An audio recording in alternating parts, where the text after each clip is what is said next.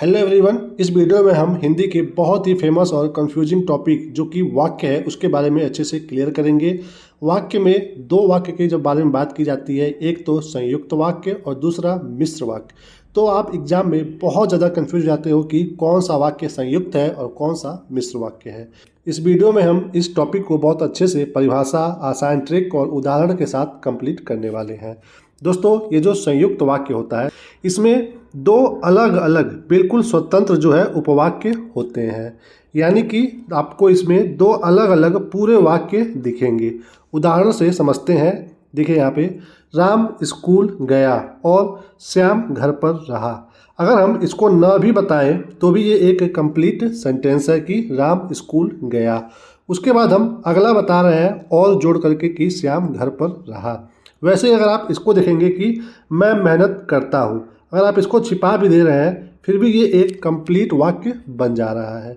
यानी कि एक वाक्य जो है वो दूसरे पे निर्भर नहीं है, अपने आप में वो एक सफिशिएंट वाक्य है। तो जो ऐसे वाक्य होते हैं उनको बोलते हैं हम संयुक्त वाक्य। यानी कि दो अलग अलग जब वाक्य जुड़ेंगे तो उनको हम बोलेंगे संयुक्त वाक्य। ओके, ये सबसे मेन अंतर है ये कि दो अलग अलग कंप्लीट वाक्य जब जुड़ते हैं तो वो बनते हैं संयुक्त वाक्य। आप यहाँ पे उदाहरण में देख सकते हो। अब आगे हम बात करें कि मिश्र वाक्य क्या होता है।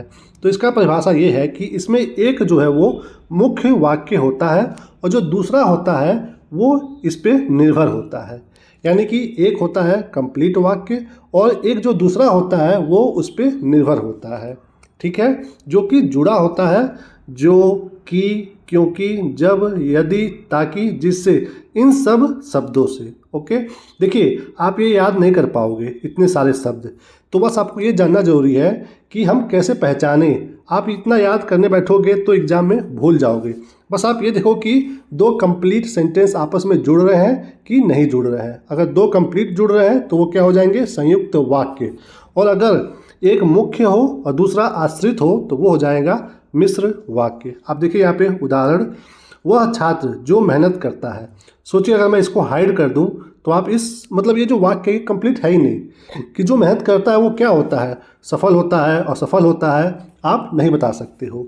तो ये देखिए क्या है, ये निर्भर है एक वाक्य दूसरे वाक्य पर कि जो मेहनत करता है वो सफल होता है। ओके, मैं घर गया क्योंकि मुझे बुखार था।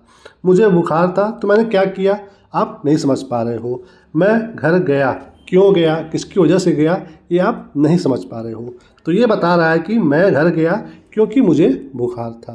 तो ये देखिए आप यहाँ पे अच्छे से इसको आप समझ सकते हो बस इन दो माइंडसेट से कि क्या सेंटेंस दोनों कंप्लीट हैं कि नहीं कंप्लीट है। अगर कंप्लीट है तो हो जाएंगे संयुक्त वाक्य, और अगर कंप्लीट नहीं है, एक वाक्य दूसरे पर निर्भर है, तो वो हो जाएगा मिश्र वाक्य।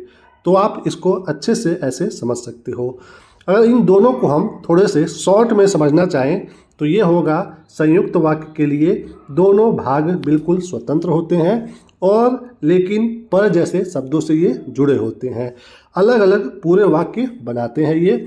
और जो मिश्र वाक्य है इसको आप शॉर्ट में समझ सकते हैं कि एक होता है मुख्य वाक्य और एक होता है आश्रित वाक्य, जो कि, जो, क्योंकि, यदि से जुड़े हुए होते हैं।